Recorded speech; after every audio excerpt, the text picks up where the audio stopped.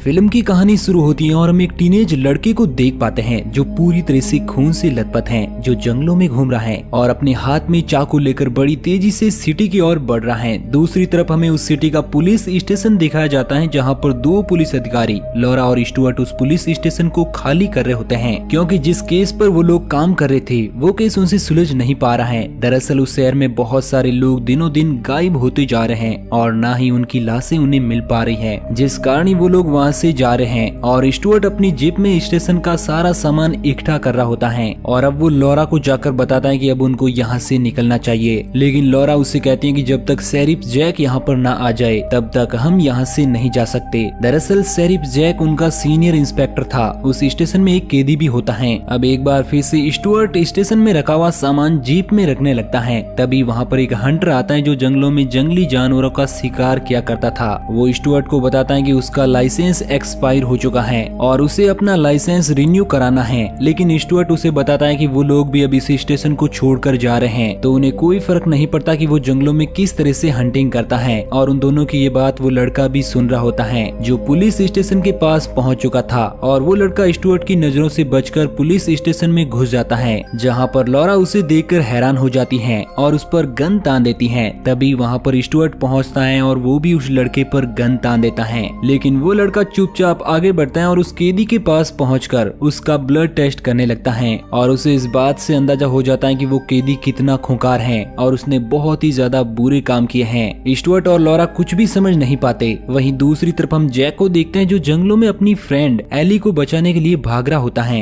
क्योंकि उसकी फ्रेंड को किसी ऐसे बंदे ने किडनैप कर लिया था और उसे जंगलों में पेड़ से बांध दिया था। जैक एली को किसी तरह बचा लेता है और उस आदमी को पकड़ने के लिए जंगलों में जाने लगता है, लेकिन एली उसे बताते हैं कि वो ऐसा ना करे, लेकिन जैक उसकी कोई भी बात नहीं मानता और जंगलों में चला जाता है। लेकिन एक बार फिर से वो आदमी एली के पास आकर उसकी जान ले लेता है और इसके बाद जैक की आंखें खुलती हैं और हमें पता चलता है कि वो एक सपना देख रहा था। दरअसल 1 साल पहले एमी की जान ऐसे ही गई थी जैसा कि जैक ने सपने में देखा था और जैक अपने आप को एमी की मौत का जिम्मेदार भी मानता है। अगर वो उस दिन उसे छोड़कर नहीं जाता तो शायद एमी आज भी जिंदा होती। तभी वहाँ पर स्टुअर्ट आ जाता है जो बताता है कि स्टेशन पर एक अजीब लड़का आया हुआ है जिसके शरीर पर खून ही खून लगा है। ये बात सुनकर वो दोनों स्टेशन की तरफ जाते हैं जहाँ पर रास्ते में एमी के डैड जैक को भला बुरा कहते हैं क्योंकि उन्हें लगता है कि जैक के कारण ही उसकी मौत हुई थी। लेकिन जैक एमी के डैड को बताता है कि जल्दी वो लोग एमी के कातिल को भी पकड़ लेंगे। इसके बाद जैक उस लड़के के पास जाता है और उसे धमकाने की कोशिश करता है। वो उससे जानना चाहता है कि उसके शरीर पर ये खून कैसे लगा और क्या वो खून किसी इंसान का है या फिर किसी जानवर का, लेकिन वो लड़का उसकी बात का कोई भी जवाब नहीं देता।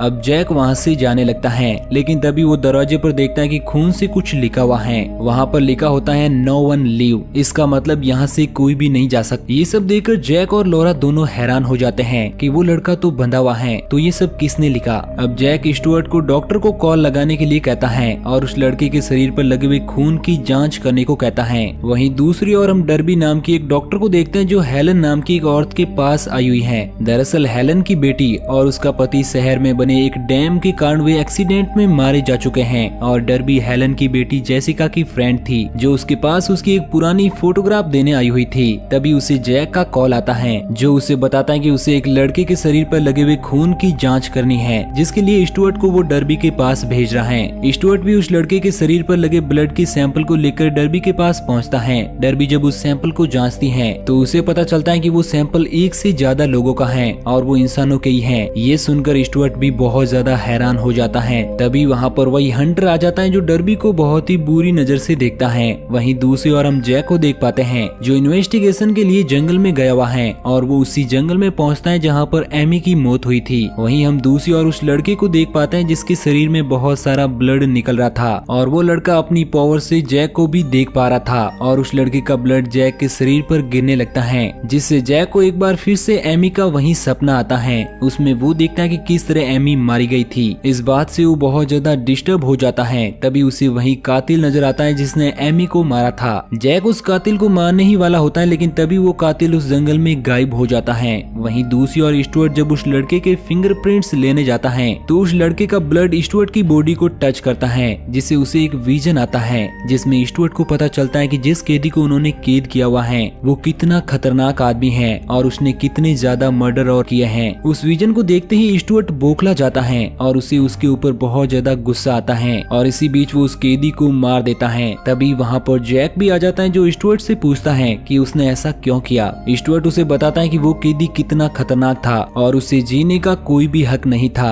और तभी कंप्यूटर में उस लड़के के फिंगरप्रिंट्स 6 लोगों से मैच करते हैं, जिसे देखकर जैक और उसके साथी हैरान हो जाते हैं कि आखिर ऐसा कैसे हो सकता है। और वो 6 लोग कोई और नहीं बल्कि शहर से ही गायब हुए वो लोग थे और उनमें एक एमी भी होती है जो कि मारी जा चुकी थी। इन सब से लॉरा बहुत ज्यादा परेशान होती है और FBI एजेंट रसल को कॉल लगाकर उस केस की सारी पेचीदा बातें बताती हैं, जिस पर रसल उसे बताता है कि वो लड़का बहुत ही ज्यादा खतरनाक है क्योंकि वो लोग उस लड़के से पहले भी डील कर चुके हैं। वहीं दूसरी ओर जैक उस लड़के के पास जाकर एक बार फिर उसे धमकाने की कोशिश करता है, लेकिन इस बार लॉरा वहाँ पर आकर उसे रोकती है और उसे बताते हैं कि वो लड़का कितना ज्यादा खतरनाक है और उन्हें उस लड़के से दूरी बनाकर रखनी चाहिए। वहीं स्टुअर्ट सारे विक्टिम की फोटो को काट कर एक नई फोटो बनाता है और ये फोटो किसी और की नहीं बल्कि उसी लड़के की होती है, जिसे देखकर वो लोग हैरान हो जाते हैं। तभी उस लड़के के कमरे में एमी की आवाज आती है। दरअसल उस लड़के के अंदर से ही एमी की आवाजें आ रही थी और उस लड़के के अंदर से निकला हुआ ब्लड जैक टच कर लेता है, जिसके बाद जैक को एक विजन आता है जिसमें उसे पता चलता है कि गायब हुए लोगों को किस तरह उस कातिल ने मार दिया था।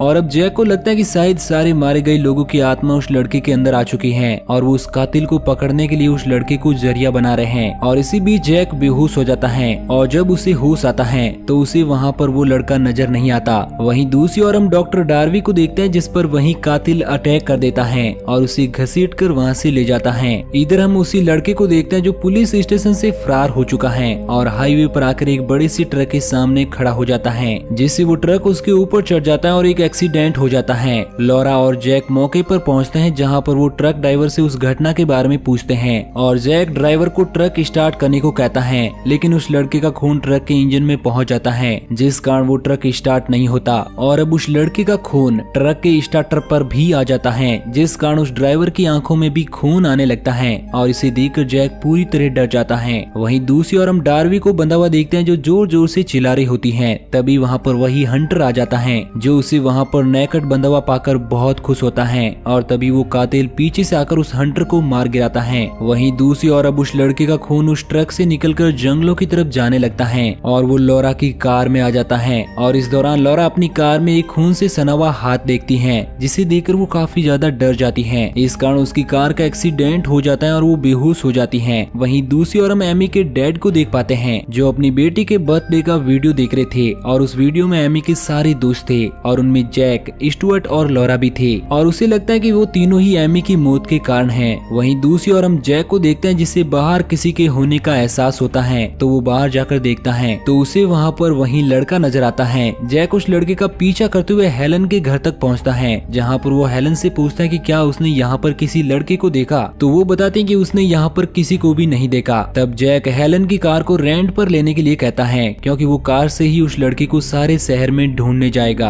अब हेलन जब कार की चाबी लेने अंदर जाती है तो जैक उसके रूम में कुछ ऐसी चीजें देखता है जिससे उसे शक होता है कि हेलन ही सभी गायब हुए लोगों के लिए जिम्मेदार है, क्योंकि उसके कमरे में ऐसे बहुत सारे आर्टिकल थे जिनमें उसके पति और बेटी जेसिका की मौत की इन्वेस्टिगेशन दिखाई गई है और उसे लगता है कि हेलन ही उसके पति और बेटी जेसिका की मौत का बदले के लिए शहर के लोगों को मार रही है, क्योंकि शहर में बने एक डैम के कारण ही उसके पति और बेटी की मौत हुई थी, क्योंकि वो डैम वहाँ पर रह रहे लोगों के लिए बहुत ज्यादा फायदेमंद था और यही कारण था कि हेलन सभी लोगों को खत्म करना चाहती थी और वो इस शहर में किसी को भी रहने नहीं देना चाहती। अब हेलन को जैसे ही लगता है कि जैक को सब कुछ पता चल चुका है तो वो अंदर से एक गन लेकर आती है और जैक को शूट कर देती है जिससे वो काफी ज्यादा घायल हो जाता है। इसके बाद घायल कंडीशन में ही जैक हेलन के सीक्रेट रूम में जाता है जहाँ पर उसे गायब हुए सभी लोगों की लाशें नजर आती है और उसका शक पूरी तरह से सच में साबित हो जाता है। वहीं एक और लॉरा पुलिस स्टेशन पहुंच जाती है। तभी पीछे से एमी के फादर उस पर गन तान देते हैं और उसे कहते हैं कि वो उसे जैक के पास ले चले। वहीं स्टुअर्ट उस एक्सीडेंट वाली बस को लेकर जा रहा होता है। तभी वहाँ पर FBI एजेंट रसल आता है जो उसे बताता है कि वो लड़का यहाँ पर क्यों आया। दरअसल वो लड़का गायब हुए लोग जो कि मारे जा चुके हैं उनकी आत्माओं ने उसे कंट्रोल कर लिया है और उसी के जरिए वो अपना बदला ले रही हैं। रसल स्टुअर्ट को बताता है कि स्टुअर्ट ने भी एक गलत काम किया था।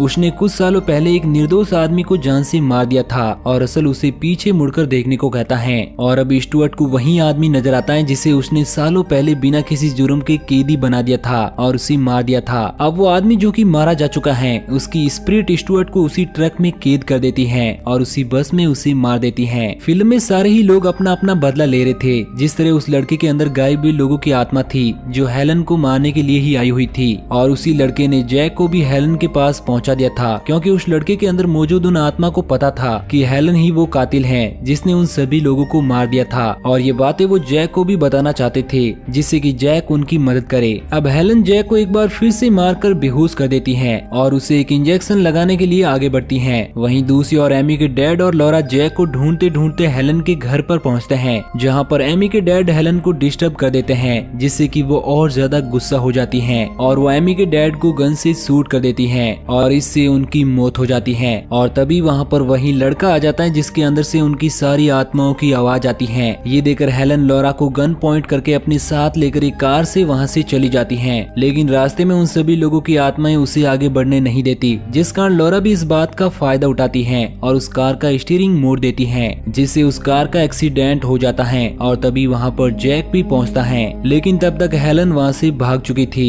और वो जंगलों में छुपाई गई अपनी गन को निकालती है। जैक उस कार के पास पहुंचकर लॉरा की मदद करने की कोशिश करता है, लेकिन लॉरा उससे हेलन को खत्म करने को कहती है। अब जैक भी घायल हालत में हेलन को मारने के लिए चला जाता है, जहाँ पर वो हेलन को चिल्लाते हुए बताता है कि उसने बहुत से बेकसूर लोगों को खत्म किया है जिनकी कोई भी गलती नहीं थी। लेकिन मेंटली डिस्टर्ब हेलन उसे बताती है कि उन्हीं लोगों के कारण शहर में डैम बना था जिससे कि उसके पति और बेटी की मौत हो गई। इस कारण उसने उनकी मौत का बदला शहर के लोगों से लिया है। अब हेलन जैक की तरफ आगे बढ़ती है, लेकिन तभी वो लड़का उसके सामने आ जाता है और वो लड़का हेलन को बुरी तरह से खत्म कर देता है। इसके बाद रसल भी लॉरा के पास पहुंचता है। अब वो लोग सुबह होने पर सारी लाशों को दफन कर देते हैं। इसके बाद वो लोग शहर से जाने लगते हैं, लेकिन तभी हम देख पाते हैं कि वो लड़का जो वहाँ से जाने लगा था उस पर हेलन की स्पिरिट अटैक कर देती है, जिससे उस लड़के की भी मौत हो जाती है। और इसी के साथ ये मूवी यहीं पर एंड हो जाती है। तो दोस्तों, अगर आपको ये कहानी अच्छी लगी तो वीडियो को लाइक और चैनल को सब्सक्राइब जरूर करना। वीडियो को पूरा देखने के लिए आपका बहुत बहुत धन्यवाद।